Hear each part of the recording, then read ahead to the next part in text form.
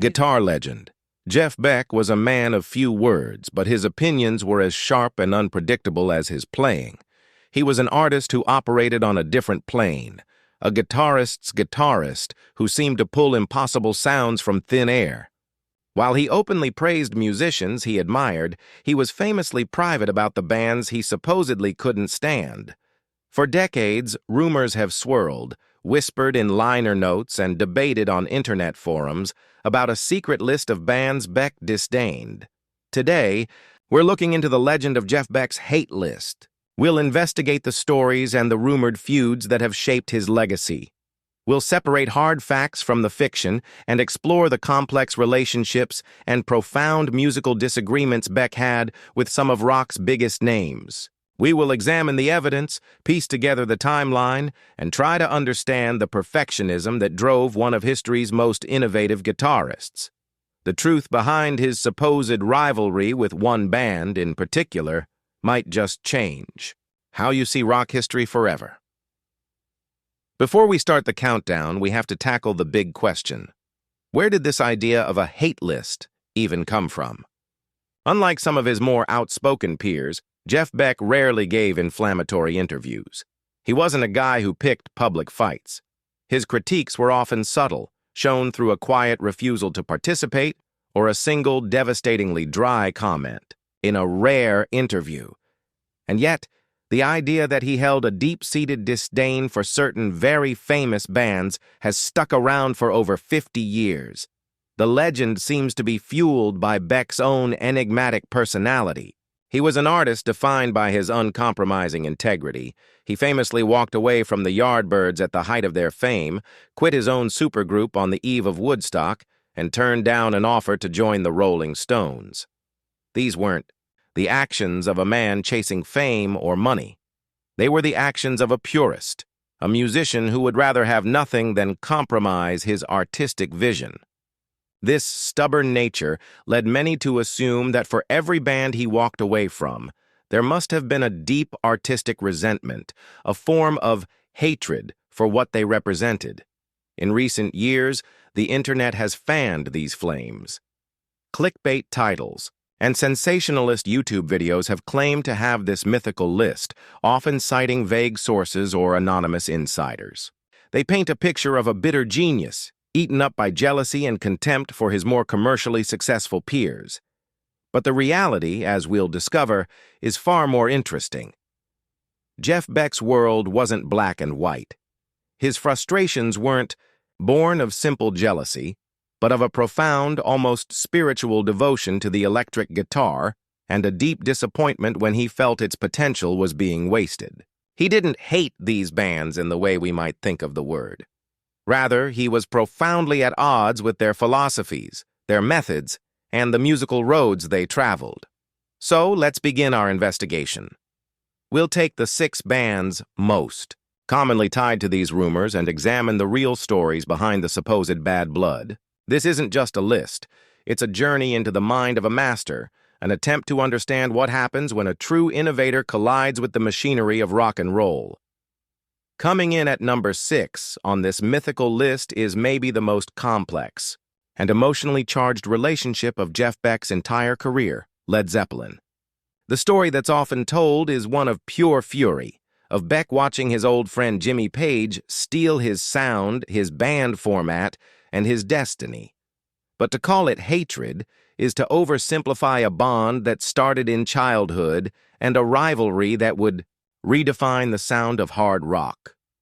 The story begins long before Zeppelin, in the quiet suburbs of London, where 2 teenagers bonded over a shared obsession with the guitar. Beck's sister introduced him to Page, a weirdo from a nearby art school who also had a strange homemade guitar. They became fast friends, spending hours in Page's house, recording primitive tracks on his mother's tape machine and pushing each other to learn new licks. It was a friendship built on mutual respect and a shared dream. It was Page who recommended Beck for the gig in the Yardbirds, replacing Eric Clapton. This was Beck's big break. For a brief, glorious time, Page and Beck even played together in the Yardbirds, a 2-headed guitar monster that terrified and thrilled audiences. They recorded the legendary instrumental Beck's Bolero, a track that featured not only the two guitar slingers, but also future Zeppelin bassist John Paul Jones and The Who's Keith Moon on drums. In many ways, this session was the primordial soup from which Led Zeppelin would emerge. But the dual guitar lineup was short-lived.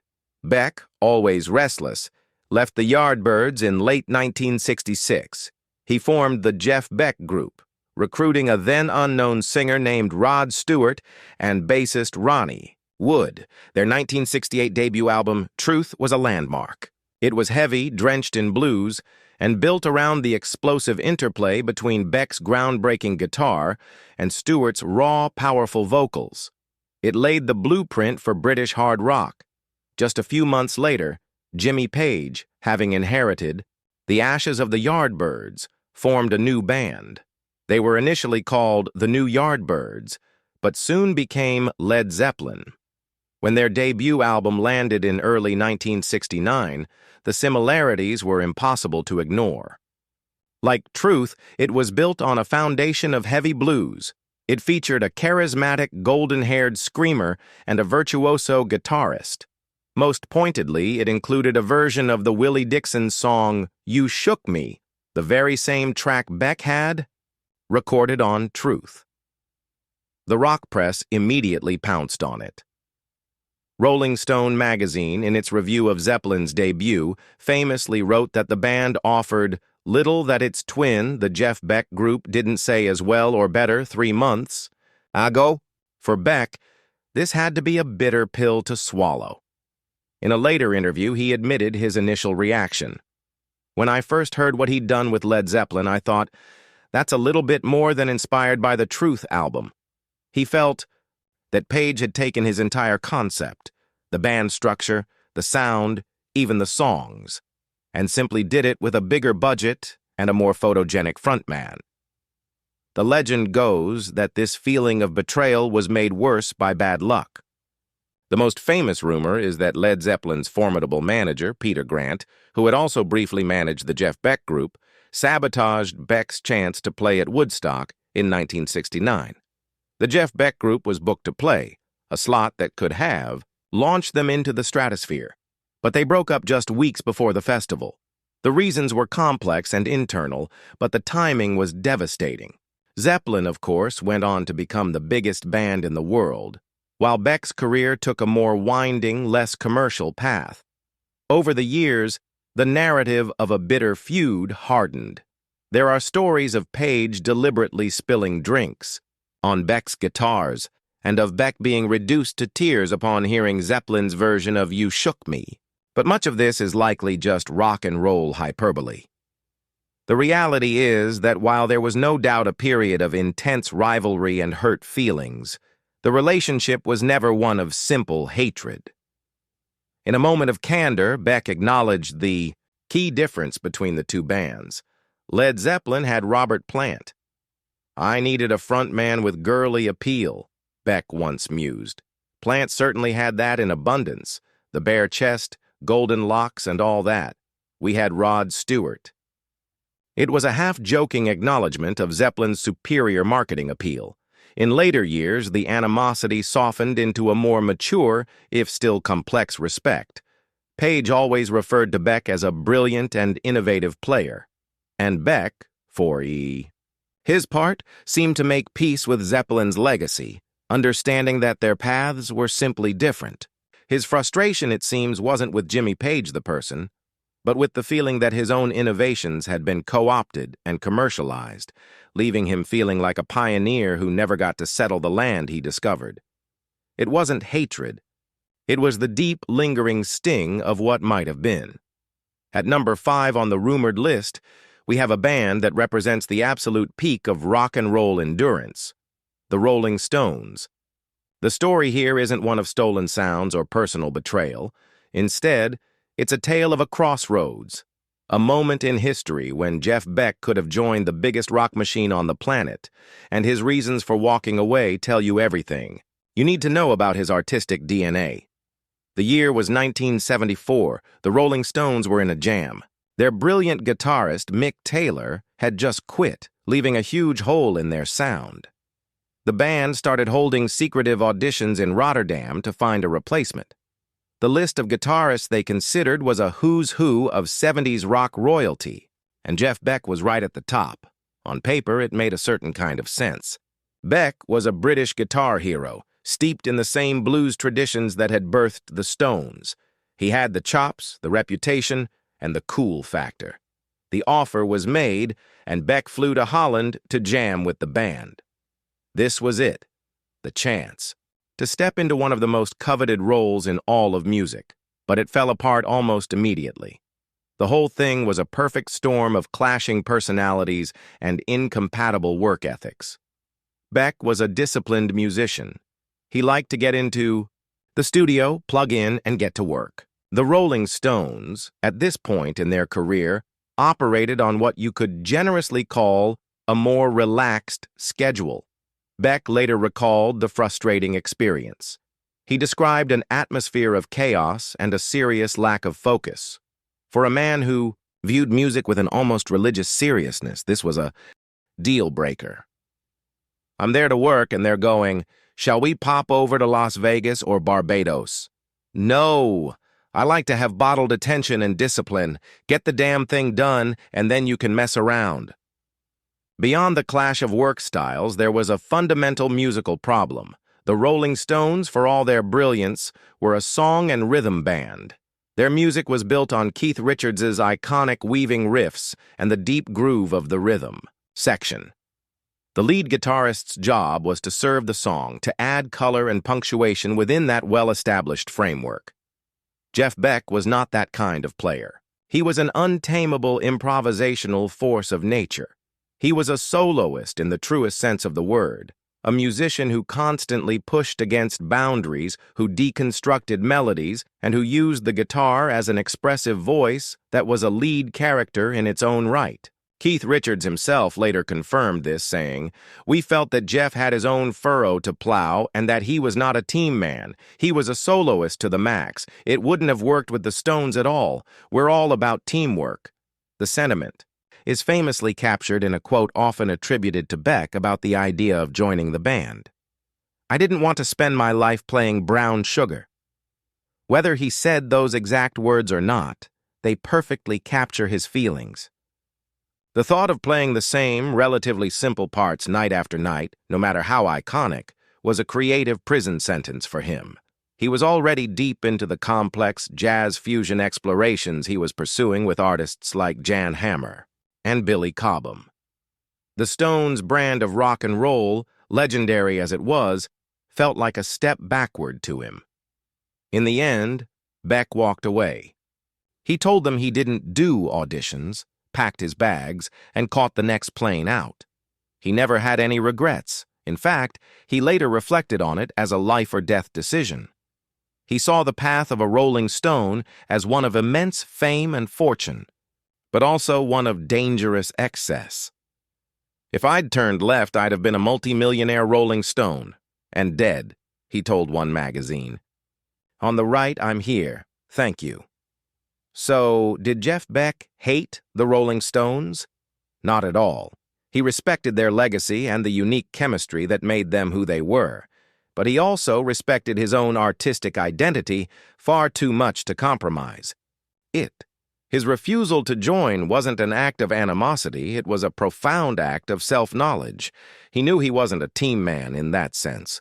He was a trailblazer, and trailblazers don't follow other people's maps. If you're enjoying this look into rock history and separating fact from fiction, make sure you hit that subscribe button and ring the bell. We're dedicated to bringing you the real stories behind the music, and you won't want to miss what we uncover next. We read every single one of your comments, and they help us shape the future of this channel. It might seem shocking to find his own band on this list, but the story of Jeff Beck's relationship with the Jeff Beck Group is one of rock's great what-ifs. This isn't a story of musical hatred. Far from it. The music they made was revolutionary. This is a story of immense frustration, clashing, egos, and deep, lasting regret over what could have and should have been. To understand Beck's feelings, you have to understand the lightning-in-a-bottle potential this band had. After leaving the Yardbirds, Beck set out to build a band that could create the heavy blues-based sounds in his head. In 1967, he found the two key ingredients: a raw, gravel-voiced singer named Rod Stewart and a multi-talented musician named Ronnie Wood, who he put on bass. This was the first version of the Jeff Beck Group. Their chemistry was immediate and explosive. On their albums Truth, 1968, and Beck-Ola, 1969, they forged a sound that was heavier than Cream and bluesier than Hendrix. It was the direct precursor to heavy metal. The dynamic between Beck and Stewart was particularly powerful. It wasn't a peaceful partnership. It was a high-stakes creative dogfight. When Beck unleashed a blistering riff, Stewart wouldn't back down. He'd scream right back, pushing the emotional intensity to its breaking point. This creative friction produced incredible music, but behind the scenes, that same friction was tearing the band apart. The problems were numerous and depressingly common in the rock world: money, ego, and a complete lack of leadership. Rod Stewart later admitted, "Jeff was a great guy, but he wasn't a great band leader." Stewart and Wood often found themselves broke on tour. There's a famous story of them having to steal eggs from a shop in New York just to eat, while Jimi Hendrix's girlfriend would sometimes buy them breakfast out of pity. Ego was another huge issue. Beck was the established star from the Yardbirds, and the band was named after him. This reportedly created resentment, especially as Stewart's star began to rise. The tension was famously made worse by their producer, Mickie Most. For the band's only UK hit single, Hi-Ho Silver Lining, Most insisted that Beck sing the lead vocal, pushing the group's actual lead singer to the background. It was a humiliating experience for Stewart and a major source of friction. Beck, for his part, was a temperamental and notoriously difficult character. He was a perfectionist obsessed with the music, often distant and uncommunicative with his bandmates. This emotional distance, combined with his poor management skills, created a dysfunctional and chaotic environment. He was known to simply walk away when things got too tense. He had done it with the Yardbirds, and he would do it again with his own group. The final heartbreaking implosion came in July of 1969. The Jeff Beck Group was at the peak of its powers and on the verge of true international superstardom. They were booked to play the Woodstock Festival. This was their moment, the performance that could have cemented their legacy alongside Hendrix, The Who, and Santana. And just weeks before the festival, Jeff Beck broke up the band. The reasons are still debated, a messy mix of personal arguments and burnout. But the result was catastrophic. Beck flew home, and Stewart and Wood, now free agents, joined forces to form the Faces, going on to achieve the massive success that had eluded the Jeff Beck Group. Did Beck hate his own band? No. He was immensely proud of the music they created. What he hated was the dysfunction. He hated the arguments, the mismanagement, and his own inability to keep it all together. His feelings were born of profound disappointment. He had created the perfect vehicle for his musical vision, a band that could have rivaled Led Zeppelin, and he watched it crash and burn over petty squabbles and personal failings. For the rest of his life, the Jeff Beck Group represented not a failure of music, but a failure of chemistry and a painful reminder of his greatest missed opportunity. The next entry on our rumored list isn't a single band, but an entire movement that swept through Britain in the early 1970s, glam rock, with its undisputed king, David Bowie. Here, the conflict wasn't about personal animosity or stolen riffs. It was a fundamental philosophical clash between two radically different ideas of what a rock star should be. Jeff Beck didn't so much hate glam rock as he was completely baffled and put off by it.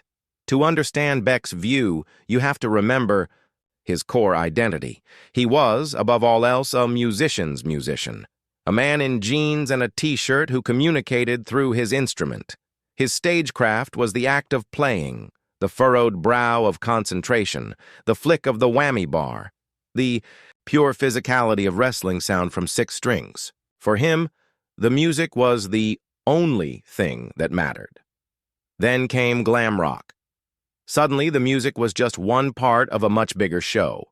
It was about androgynous costumes, glitter, makeup, elaborate stage personas, and a theatricality that was basically performance art. David Bowie, with his Ziggy Stardust alter ego, was the movement's high priest. He created a character, an alien rock messiah, and every performance was a piece of theater. For a purist like Jeff Beck, this was an alien concept. He reportedly viewed the whole scene with a mix of suspicion and discomfort. His world was the grime and sweat of the blues clubs. Their world was the stardust and fantasy of the stage. He believed in an earthy rock and roll, and glam seemed to be floating in another galaxy. However, the idea of a feud or hatred is a huge overstatement. In fact, Bowie was a great admirer of Beck's playing. He had reportedly wanted Beck to be the guitarist for his band, the Spiders from Mars, a role that ultimately went to the brilliant Mick Ronson. And despite their philosophical differences, the two icons did share the stage in a legendary, if somewhat awkward, moment. On July 3, 1973, at the Hammersmith Odeon in London, Bowie was performing the final concert of the Ziggy Stardust tour. In a surprise move, he brought out Jeff Beck as a special guest for the encore. Together, they tore through the Jean Genie and a cover of the Beatles' Love Me Do. Footage of the event shows a fascinating contrast.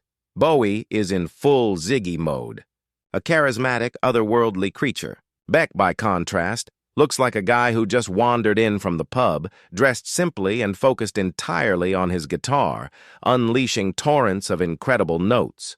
But the collaboration had a contentious aftermath. The concert was being filmed for what would become the famous Ziggy Stardust and the Spiders from Mars movie. Beck, who claimed he wasn't aware the show was being professionally filmed, was unhappy with his performance, and, according to some reports, his outfit, and demanded his appearance be cut from the film. For years, this legendary summit was lost to history. It wasn't until a 2022 documenter,